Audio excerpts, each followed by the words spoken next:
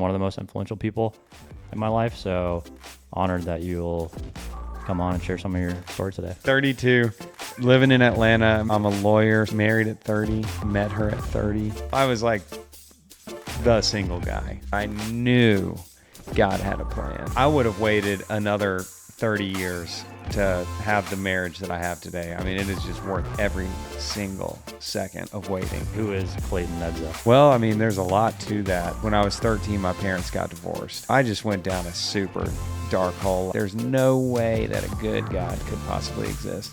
And if there was, he sucks. I'm an atheist. I'm living life completely for myself. If you were wrong about something, would you want to know? All right, God, if you're real, I need you to show up right now. I walked into that music festival in Atheist and I left 2 days early completely positive that Jesus Christ is the Son of God and that he's the Savior of the world and that I want a relationship with him.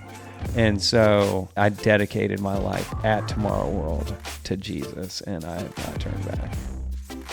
Challenge yourself constantly. You have to be a little bit patient. I felt like I was in a hole looking up. The whole idea is you have to become content in singleness. I'd be lying if I said I haven't fired off some Instagram DMs. The word dating is not mentioned in the Bible. I dedicated my life at Tomorrow World to Jesus.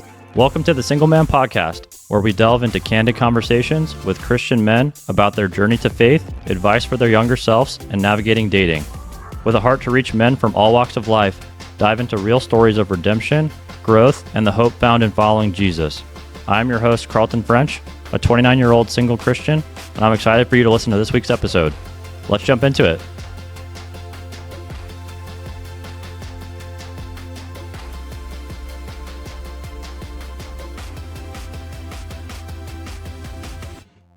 Hey, welcome to the Single Man Podcast. I'm your host, Carlton French, here with my good friend, Clayton Nedza. Clayton, how you doing today? Awesome, dude. This is so cool. Yeah. Thank you for coming on, Clayton. I've really been excited for this episode and just your leadership in my life and how you've helped shape me into who I am, and just my walk the last few years has been, if not the most influential person, one of the most influential people in my life. So honored that you'll come on and share some of your story today. Yeah, man. I'm so excited and happy to be here. This is so impressed, man. Yeah. Yeah, this is great. Yeah. Awesome.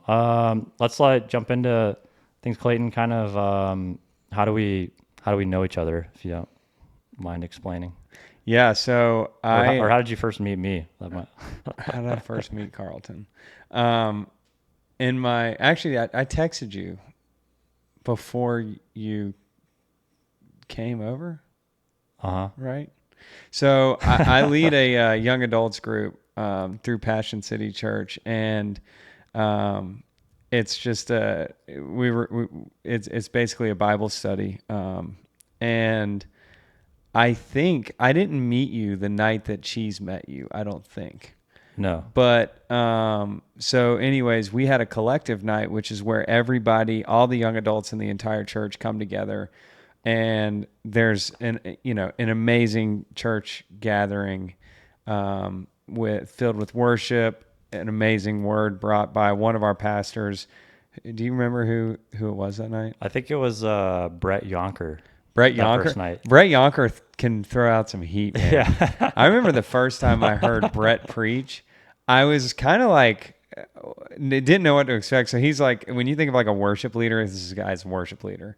Actually, side note, he's written like an incredible amount of the most well-known worship songs that exist. I think he wrote "Build My Life," right? That's like one of the most he wrote "Build My Life." He wrote amazing person. Mm-hmm.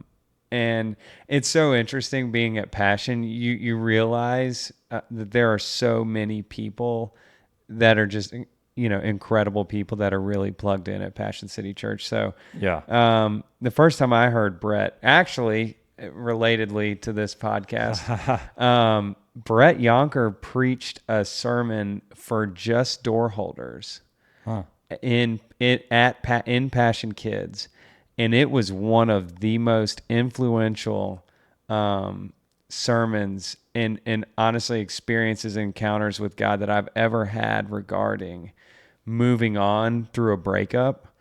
And I just remember this thinking of like, I wanted this relationship that I'd been in to work out. And I was just like, man, that was like mine. Like that, like I thought that was going to work. Like this was what I thought God had for me.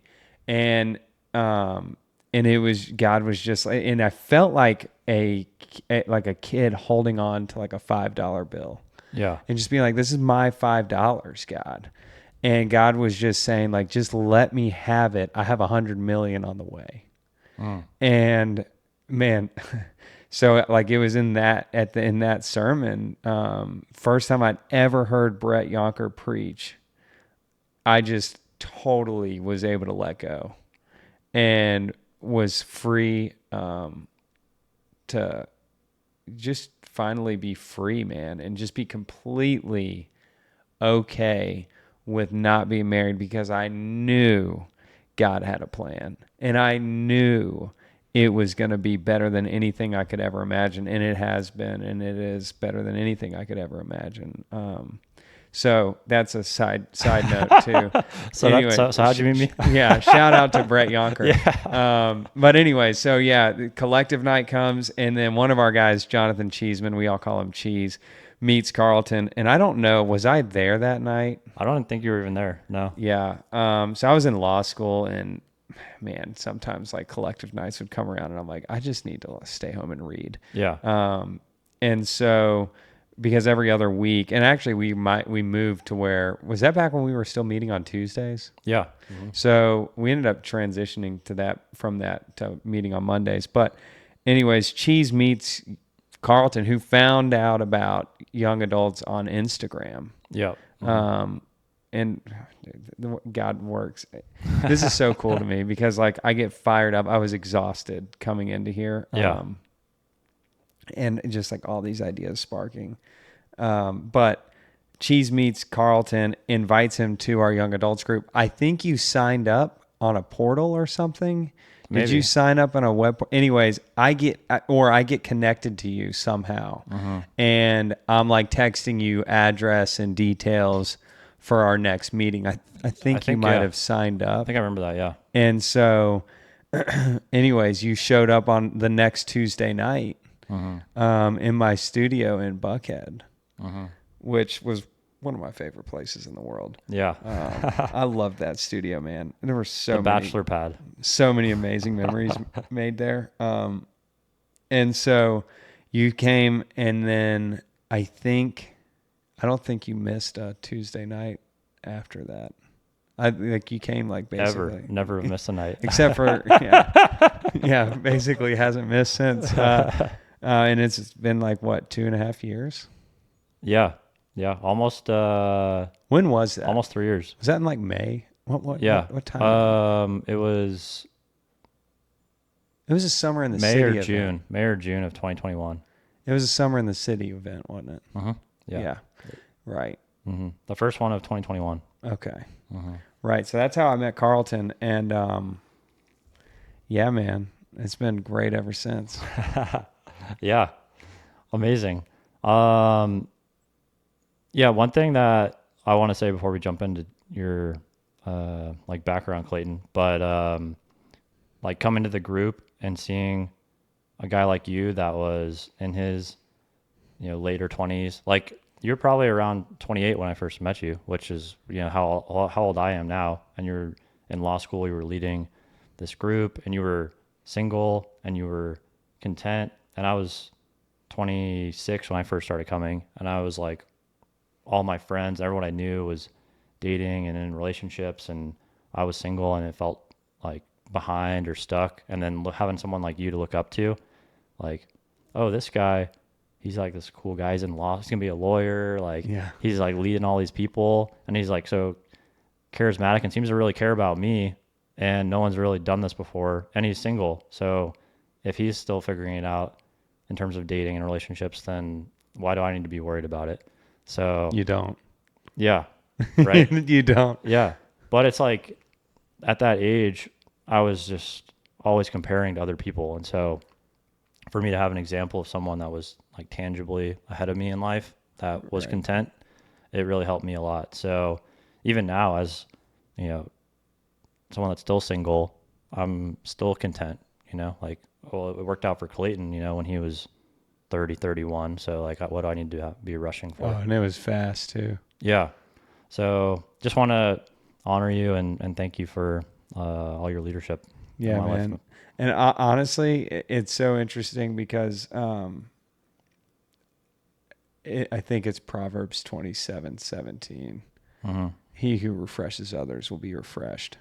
Yeah. And so it was life-giving for me, and you guys changed me and challenged me to actually live out what I was like saying, practice what you preach. And had you all not been there, I wouldn't have been the person that I am today at all. Like it like solidified, and I really had to take a look at who I was in the mirror and say, like, if I can't have these guys who are amazing, you guys are amazing, in my apartment every single week, coming in here, you're leaving you had like a legit job, Deloitte, you got Ashwin, who's software engineer at Microsoft, you got guys at Home Depot, you got these people are coming here, right? And I can't be full of it, you know what I mean? Like, I got to actually practice what we're preaching here. And so it was because of seeing you guys on a daily basis, seeing the growth, your growth in a year of coming to that group is crazy to me. I mean, you grew so much, man, in leaps and bounds, just like quantum leaps in spiritual growth and character, who you are as a person. Yeah. And so when you see that, you're like, I'm all in on this. And so, yeah, it was, I was the way I was because Jesus came and completely saved me completely. Yeah. But B, watching you guys on a daily basis and knowing that God put me here to be like, I am like he is entrusting me with y'all's development, and trusting who you guys are becoming. That's like Brad and me, that's what we're entrusted with. I had to clean up. Like I had to walk that line. But it was you guys were a huge catalyst in that. Yeah. Yeah, man. Yeah. What do you like have in terms of your background for people that are listening that, they don't know who you are? Okay. Brett Yonker and this leads some group, but like, who is Clayton Nedza? Like, who's Clayton Nedza? Like, where'd you grow up? How old are you now? Yeah. So, 32 now. Yeah. I feel every bit of 50. No, 32, living in Atlanta, married. Honestly, life is in the best place it's ever been for me. And so loving life. I'm a lawyer, so I'm a commercial. I practice commercial litigation, so corporate litigation. And work at one of the big law firms here in Atlanta. Really plugged into Passion City Church. And from Gainesville High School, I went to, from Gainesville High School. I'm from Gainesville. I did not go to, I went to Gainesville High School's rival. Okay. I'm not that red elephant. No, I went to North Hall High School up in Gainesville, and I've got 3 younger brothers who are amazing, amazing parents. And so ended up going to North Georgia for my undergraduate degree in 2010. Played tennis up there, and then graduated college 2014. I didn't go to law school until after an entire career in software. And so I went to law school at 28, but I was radically saved and changed at 23, 24. And that's when I started to really develop into like who I am today. And yeah, married, live on the Upper West Side with my wife, no kids, no dogs, Yeah. no cats, to her demise. She wants a cat. She jokes about that, and she knows it's never happening. Yeah. We're not getting a cat. Yeah. I'm allergic to cats actually. So, Yeah, exactly. We can't have a cat. Carlton can't come over. Yeah. That'd be lame for sure. Cats and tree nuts. That's true. Definitely allergic to tree nuts. Yeah. Okay. And what are like some of your hobbies, Clayton, when you're not being a lawyer? Being a lawyer or leading a small group or Yeah. being a husband. Yeah. Man, anything outside. I love being active. When I got into law school, when I started law school, I was in really good shape. And then I just got in really not good shape. And so I've started like really exercising a lot recently. And so anything active, anything outdoors, I'm all about. That's what I love to do. I've got nephews and nieces that are the cutest humans on the planet. So love being an uncle. I consider that a hobby. They're gonna get it pretty. They're gonna have it pretty good. They're gonna just call me one day. I can see it. My nephew Jace, I know he's 3 years old. Not even. No, he is 3. That kid has got an incredible amount of power over me. And he can sense it. Like I'm like, oh my gosh, he knows. And I'm just gonna get phone calls one day, be like, hey, Uncle Clayton, I need this. I need this. I'm like, oh my god, all right. Oh man. Here you go, dude. Same with all of them, man. Like, but yeah. Yeah. That's great. And so you said you're married. How old were you when you got married? And just so people have some context there. 31. 31. Okay. Yeah, married at 31. Wait, no. 30. 30. Yeah. Okay. Married at 30. Met her at 30. Yeah. And So you've been married for just a year and a half, 2 years now. Right, a year and a half. August 28th, 22. Okay. I think that's important context for some people listening, that you weren't married like 21, 18, right out of school. You were a single. Oh, I was single forever. I was like, I can't even tell you how many weddings I've been to just solo. Yeah. I took a dude, one of my best friends in the world was my +1 to a wedding one time. Oh, yeah? Yeah, it was a cruise down in the Bahamas. My friend got married on a cruise. I'm like, come on, dude. And he's like, hey, do you want to bring a +1? And I was like, actually, yeah, but I don't want to bring a girl, like I'll bring my buddy Artie. Yeah. But yeah, single, I was like the single guy forever. All my friends were married. I think I'm the last one. Out of like all my friends. Yeah. To get married. So yeah, I definitely walked that walk for a while. Yeah. That's also why I wanted to have you come on to speak about your experience being single. And well versed. Yeah. I'm well versed. Yeah.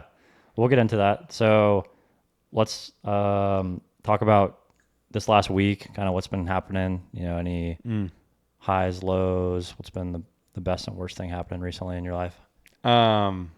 Best thing that's happened in my life? Yeah. This is one of the best things that's ever happened ever. 2 things. Number 1, we had a little a cancer scare with my younger brother. Yeah. So he had thyroid cancer a few years ago, and they thought that he had his thyroid completely removed, and so they noticed like a growth or something, and there should be no growth. Like he had a radiation treatment, there should be nothing there growing, and realized, so he had to go in through it, get another scan. Came back totally clear. So that was unbelievable. That was amazing. Yeah. And then the other thing, and this, I don't even know if you know this or not, but I got asked to officiate Logan's wedding. Yeah. And that is one of the greatest honors I've ever had in my life. And so that happened within the past week. Him and Brittany asked me. Right. And I'm just like fired up about that. Yeah. Yeah. First time marrying someone? First time marrying somebody. Yeah. That's awesome. I know. Do you have to do some test or something? Or I got to be actually, you know what? I don't know if I really have to. I think I need to look into that. Yeah. But I do know, because I took family law, that a wedding is not void for lack of authority in the minister, which means that you don't really need an ordained pastor to be legally married. However, and I think as a lawyer, I can legally marry people, but I am going to go through and become ordained. Okay. So that I can marry Logan and Brittany. Yeah. Which is going to be unbelievable. Yeah. Yeah. That's awesome. Oh, I'll so be there. pumped. I'll be there, Lord willing. Yeah. Dude, great. That'll be a great day, man. Yeah. So yeah, that talk about a guy. Yeah. Logan Harris is just unbelievable. Mm-hmm. Like, that guy is just so his head is on so straight.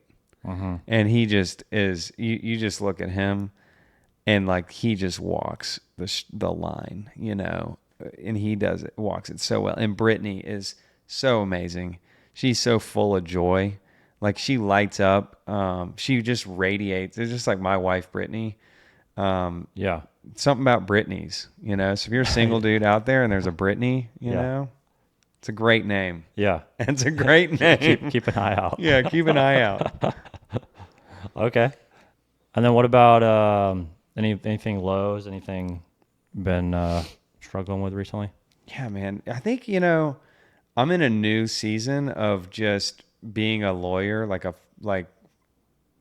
It's tough. Mm-hmm. I'd say that I go through moments where I just get completely overwhelmed, and it comes in waves. And you're just like looking at it. At all the work that just came in, and you've got to figure out, okay, what do I have to do? How fast, like, when is the deadline on this thing? How much work is it?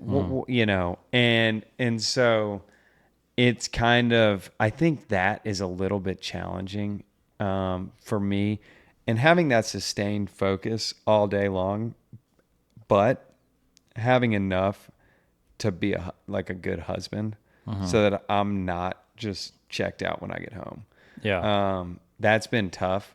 And then I'd say, you know, being married is the greatest thing ever. Like, it is, it's amazing. And I would have waited another 30 years to have the marriage that I have today. I mean, it is just worth every single second of waiting. Yeah. However, it comes with challenges. And so we're in this season of life where, I mean, my job is demanding, right? And so having to navigate both of us leading, like, she's also leading a young adults group. How many people, like, you know, we have our group is just huge. Like, last night we had close to 50 people. Yeah. And her group is, you know, she got the email saying like, hey, you guys have like too many people. Oh yeah. And so they're on different nights. Like, I'm on Monday night, she's on a Tuesday night. And so by default, you're already operating with a maximum of 5 days a week that you're together, with just the night together. And it's just working through stuff like that can become challenging. Yeah. Especially when you're tired, man.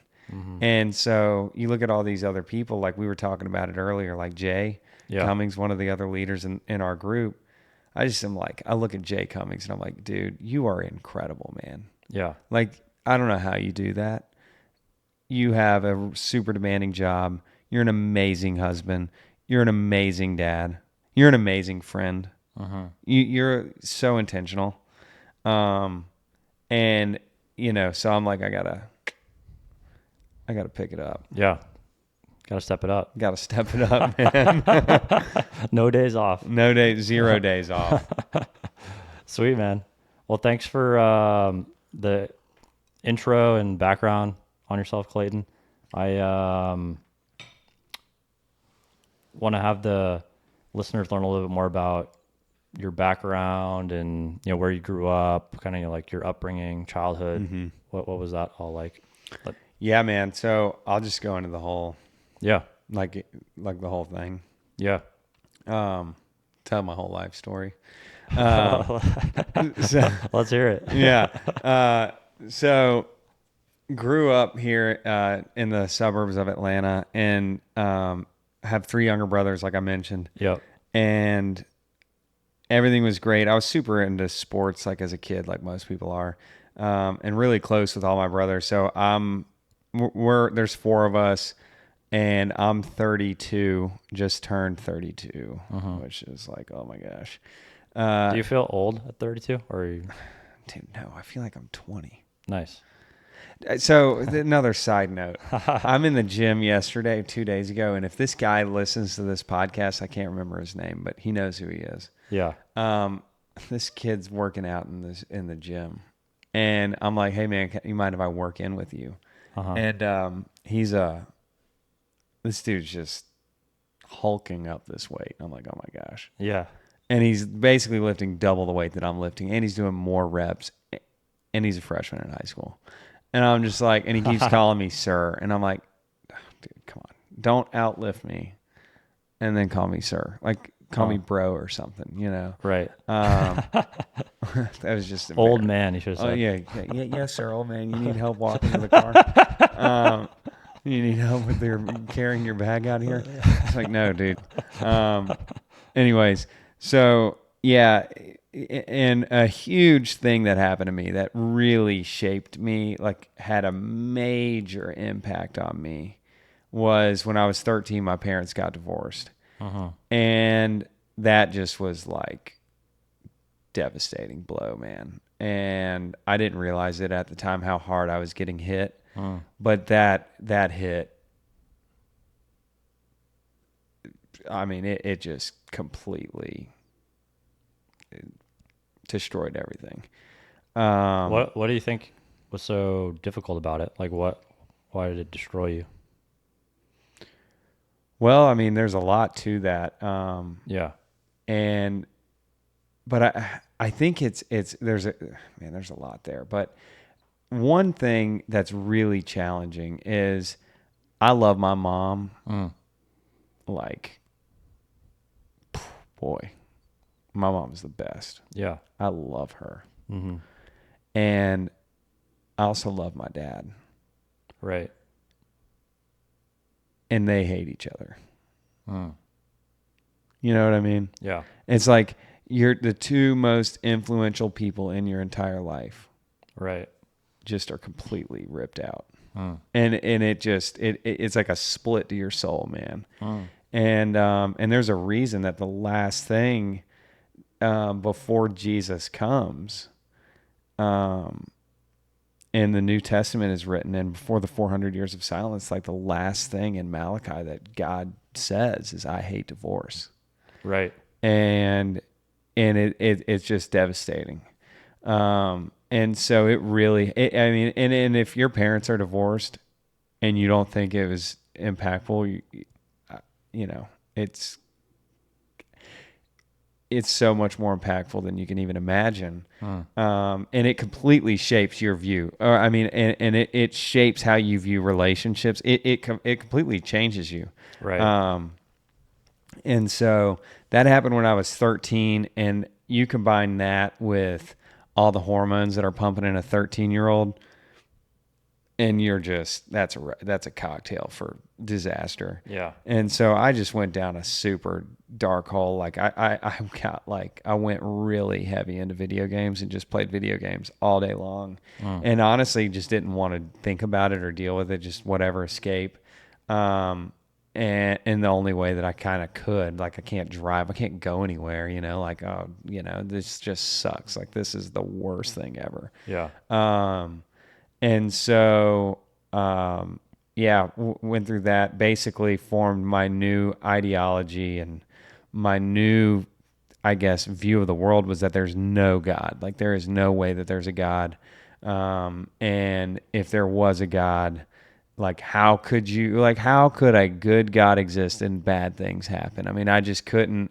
That really threw me for a loop. And so, Did you grow up in church? Or? Yeah, so I Okay. grew up in church. Okay. Ish. I went to Greater Atlanta Christian School, but we didn't really go to church on Sundays. You know, like it wasn't a part of part of my life. It wasn't a part of our life at all. Yeah.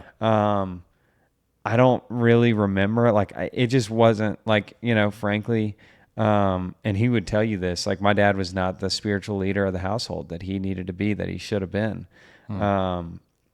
And so, and that you want to talk about generational sin, guess what it happened to his parents, you know, same thing. So it's just got a ripple effect, like a major ripple effect. And so it wasn't a part of our life. You know, we were talking about earlier, you know, my dad wasn't shown how to be a good husband, you know, like the world's not going to teach you that. Right. His dad didn't teach him that. My dad he says like he ran the bases backwards. He thought the number one way that I can possibly help my family is to make as much money as I can so that I can provide them with all the things that they would need to live a happy and healthy life. And so it's just completely backwards. Right. And so parents' marriage completely crumbles. And yeah, it was brutal, man. So I'm there. I'm now like a self-proclaimed atheist. And I carried about me this idea, this belief system that there's no way that a good God could possibly exist. And if there was, he sucks. Yeah. Like you're the worst kind of guy ever. If you could prevent something from happening, it's one thing if you can't prevent it from happening. It's a whole nother thing if you can prevent it from happening, but you don't stop it from happening. And so like you're either not existent or you're complicit in this entire evil scheme, which makes you the worst guy in the world. Yeah. So you're out. I'd rather believe that there's no God than to believe that like he's just some evil spirit. Right. So Right. I'm an atheist, right? From like 13, you were like consciously were like, I'm an atheist. I think I was numb for like a few years. Okay. And then 15, 16, I'm consciously like, yeah, no, F all that. Like, Yeah. you guys are crazy. You go to church, like, think about what you're saying. What you're saying is ridiculous, you know? Yeah. You sound like a bunch of sheep, Right. is what you sound like. Like a bunch of people that can't think for themselves.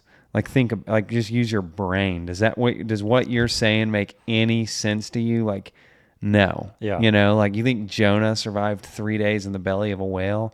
You know how much like it would just destroy his body, like he couldn't take the pressure in the belly of a whale. Like he would die. They're Right. crazy. Right. You're insane. And that is crazy. Yeah. Like that is crazy.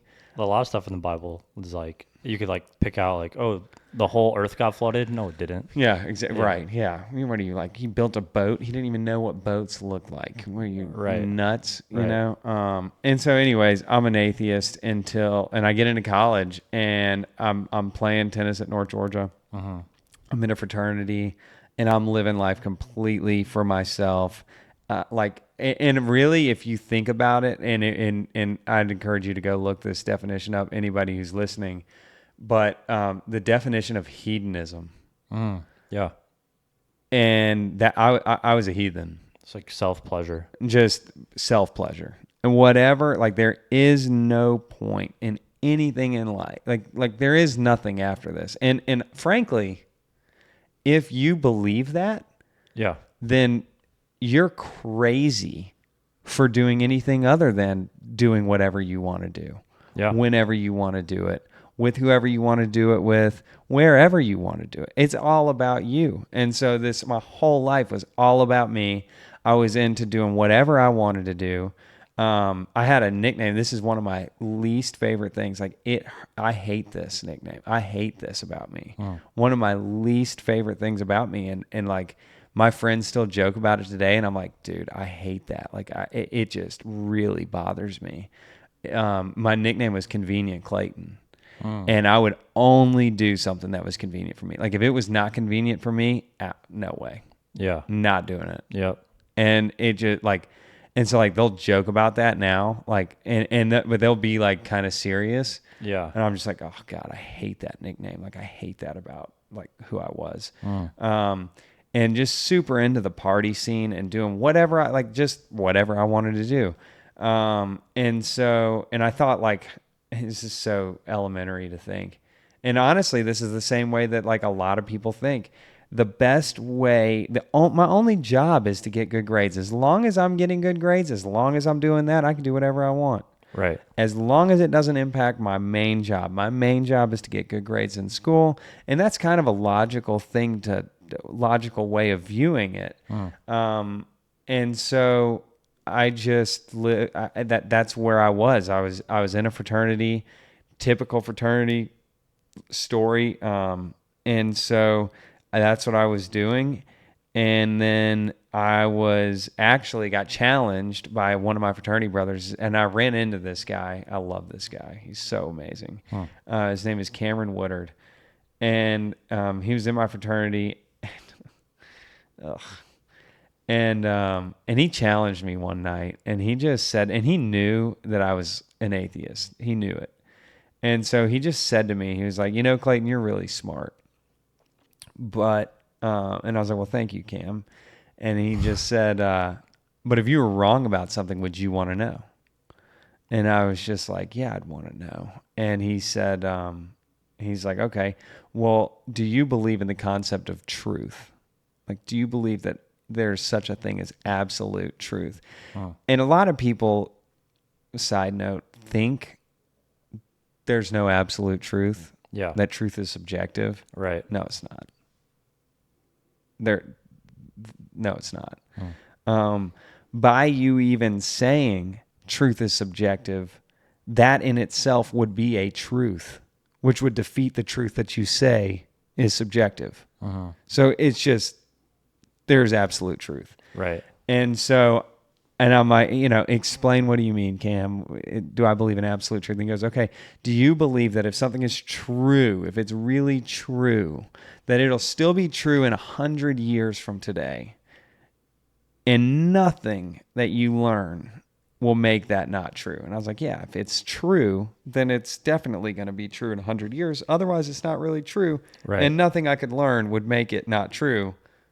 It would just, if it's true, it'll be true. Right. And he said, okay, great.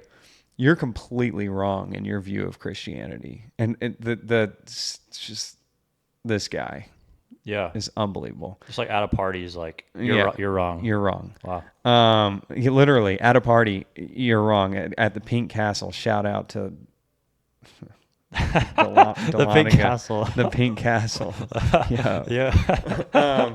But anyways, so that's a whole nother thing. But you're completely wrong. And there's nothing that you could be more wrong about. And so, and then he told me, he's like, and he challenged me, and he said, if what you believe is true, if what you believe about God is true, that there is no God, then there's nothing that you could learn that'll make that not true. So I'm going to challenge you to spend 1 month going through the gospel with me. I'm just like,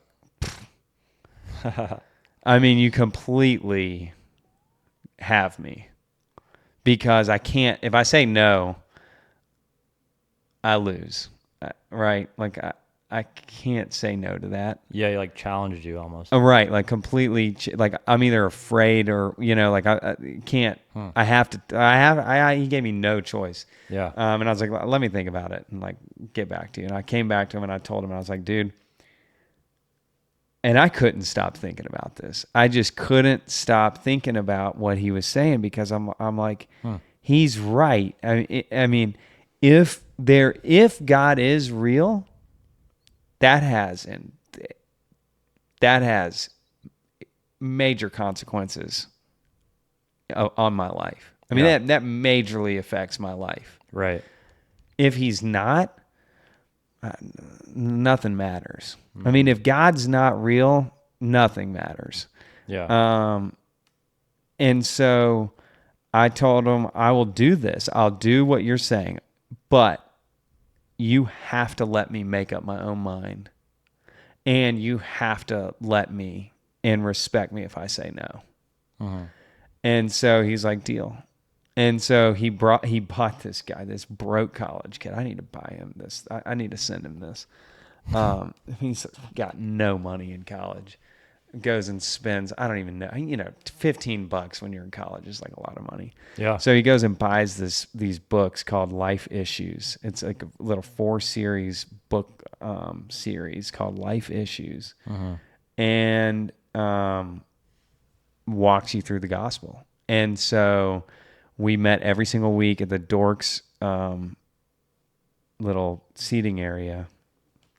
Lobby, me, Cameron Woodard, and Daniel Swanson, who I also love. And so we meet, and the whole time it's presenting like, hey, you're created by God. Okay, you were created. And that's also impossible to argue with. I mean, you can't. I mean, what are you going to... You're created. Something created everything that exists. Like, there was nothing, and now there's the whole universe. Like, something created that. So you're created. Right. You were loved. Okay. Like, in a way that you can't imagine. You were created for a purpose. You are loved. You completely fell short. But you're loved in such an indescribable way that God died for you to have a relationship with you. And so, like, I got what it was saying. And then the last thing is, like, and at some point you have to answer, what do you think about after this life? And I just got to that. And I'm like, dude, life is so good for me right now. Being in college, I'm a senior in college.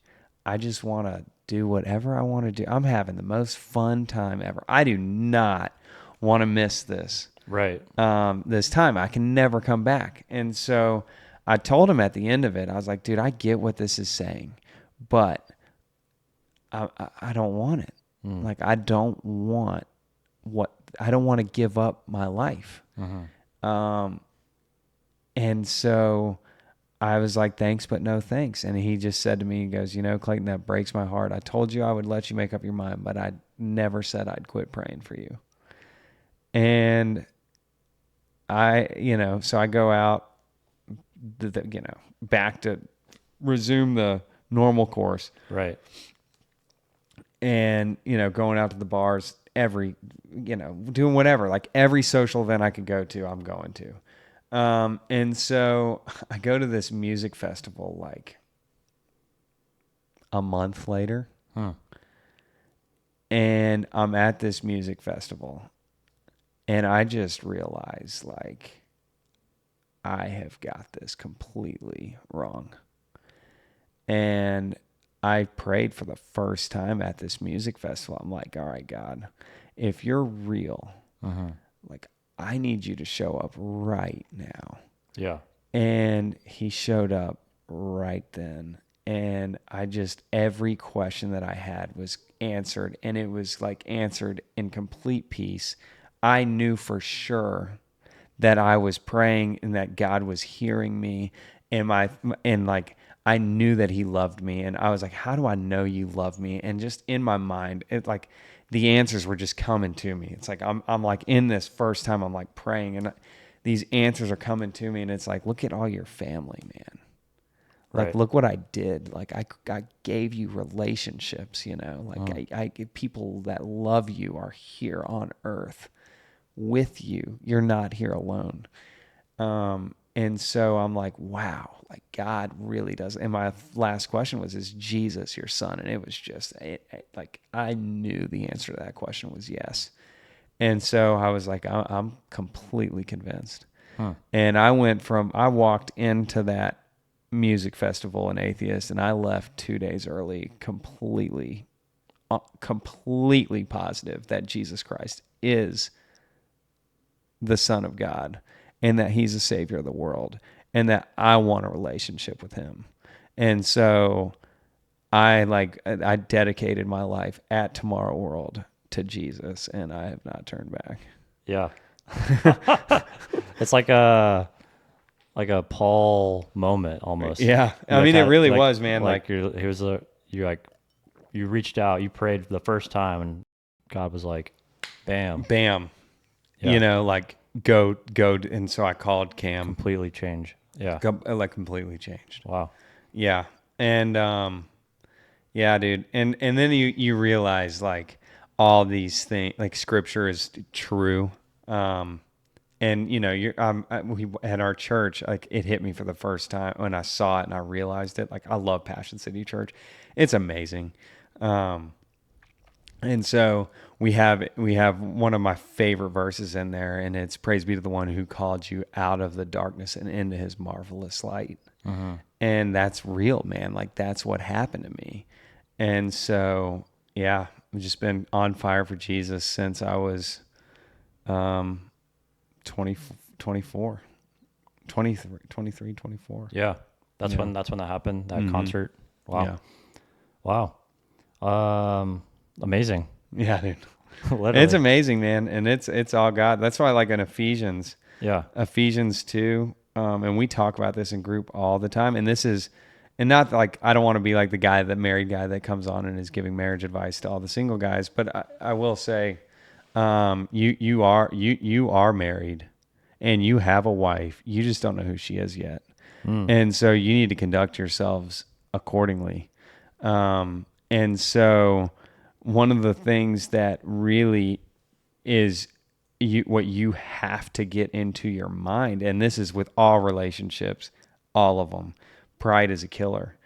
And so we talk about this a lot in our group is Ephesians 2, 1 through 10. And it's having the mindset of as for you. And so to give you a little backdrop on the Ephesians 1, Paul is talking about like all these things and like, hey, you know, like all this happened and this is not good and this is bad.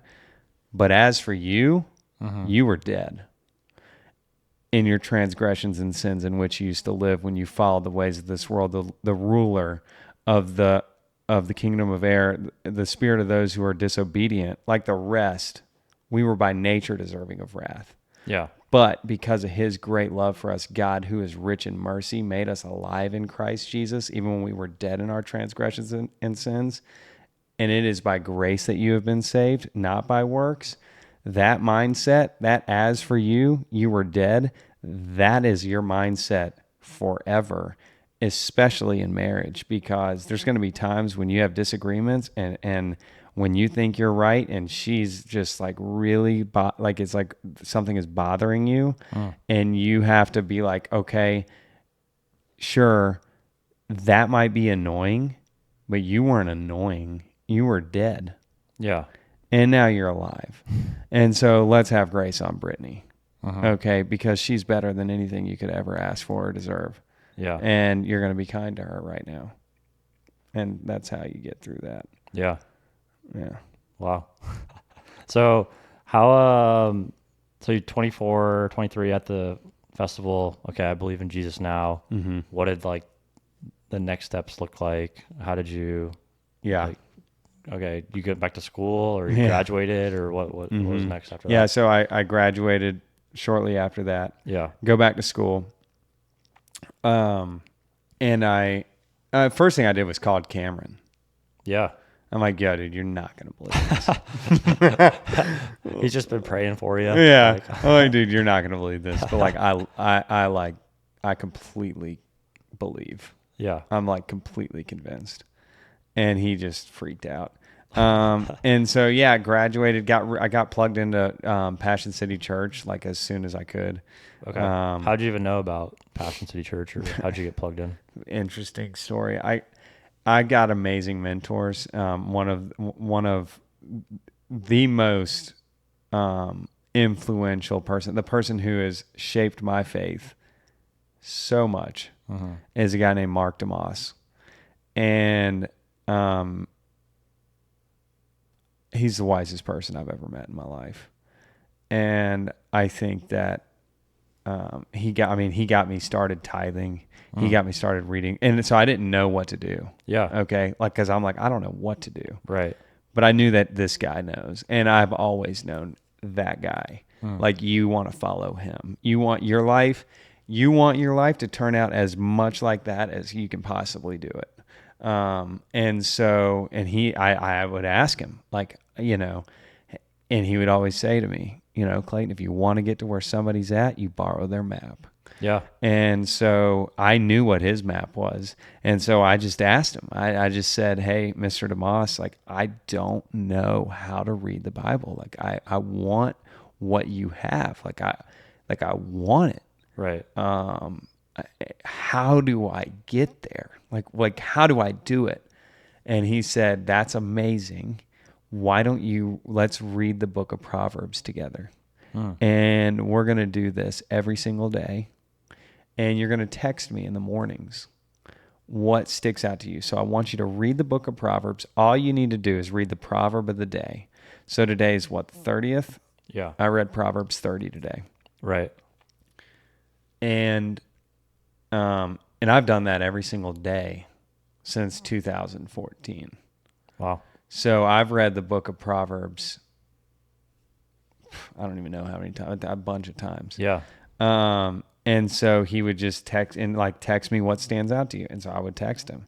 And it was just like honestly, every single person on the planet should be reading that. And Grant Partrick said, and he came in and spoke to our group, and he's like, what you need is a relationship with Jesus. What you need almost as much as that is wisdom. And so that's the book of wisdom. And that's really when my life started to change. Like, I accepted Jesus and I knew it, like it undeniable. Yeah. But the practical everyday walk of life, that came through reading Proverbs every day and starting that consistent routine of like, I'm going to open up my Bible and I'm going to read this and I'm going to actually like seek this thing out. And I've been reading Proverbs every day since, man. Yeah. Wow. And then was it like a complete 180, like the party lifestyle, just had no interest in it anymore? Or was it like, okay, I'm a Christian, okay, I believe Jesus, but let me still have a little bit of this, It was a little bit of that. Yeah. It was a little bit, but it became more repulsive over time. And it just, it became more clear to me over time of like, this is, I don't want anything to do with that. Right. Like, where before you were like, all you wanted to do was that. Right. Crazy. Exactly. Right. And then it was like, these are all my friends. And so I'd go do these things with all my friends. And then, and I'm like, oh, well, I love my friends and I'm having a good time with my friends. And like, fortunately I'd graduated from college. Yeah. And so you kind of have a natural slowdown. I think most people do. Yeah. Hopefully. Couldn't imagine if you didn't. Of just like a social life. College social life is just unbelievable. I mean, it honestly is so amazing. Yeah. You're around people your age all the time. Right. And it's awesome. But, yeah, so I had that natural slowdown. But really it was, I'd go out and I'd be like, man, I don't want to be here. Like, this isn't as good as, honestly, a cup of coffee reading my Bible in the morning in the silence. I want that. Like, that's what I want more. And so, like, I want to, like, actually talk to my friends. And then I realized me and my friends don't really have a lot in common. Like, a lot of these people that I love, and we're good. Like, yeah. If I saw them today, like, we'd be like, oh my gosh, dude, hug, Right. like, stay at my house. Right. But we don't really talk a lot anymore. It was just like a matter of circumstance or like Right. convenience. You were just around. Yeah, proximity and like being in the same place at the same time. And like, don't get me wrong, I love them. Like, they're amazing, but like, we don't have a lot in common. Yeah. And so my life just started going in this direction. And then I'd say 2014, I became a Christian, and I knew for sure Jesus died for me, and I accepted that as him as my Lord and Savior. Completely changed forever. In my heart, that was what happened. In my mind, that was what happened. And so over the course of about a year or two, it made it from my mind down into my heart to where like what I wanted was I wanted what Jesus wanted. And so I'd say about 2016, 2017 I really started to like, this is all I want. You know? Yeah. So it was a slower burn in that area, but yeah. And that was 2016. You would have been like 26 or so. Mm-hmm. Yeah. And then so you were still... Yeah, like okay, I'm going to church every week, you you're know, like from 2014 on. You're like, you're really living this. You're really on fire. You're passionate about this. And you're still, you know, not dating. You're not married. Right. You know, that doesn't come until you're 30. 30. Right.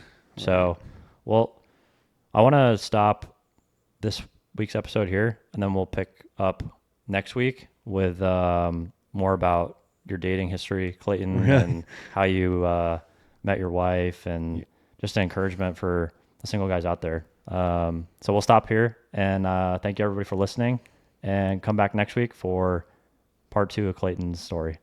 Awesome. Thanks for listening to this week's episode of the Single Man Podcast. If someone you know would benefit from this week's episode, I'd love for you to text them the link and invite them to listen. You never know how a simple invitation could change someone's life. We'll be back next Friday at noon Eastern, 9 a.m. Pacific, with a new episode. Until then, check out the video version of the podcast on YouTube, and you can engage with us on Instagram, TikTok, and Facebook.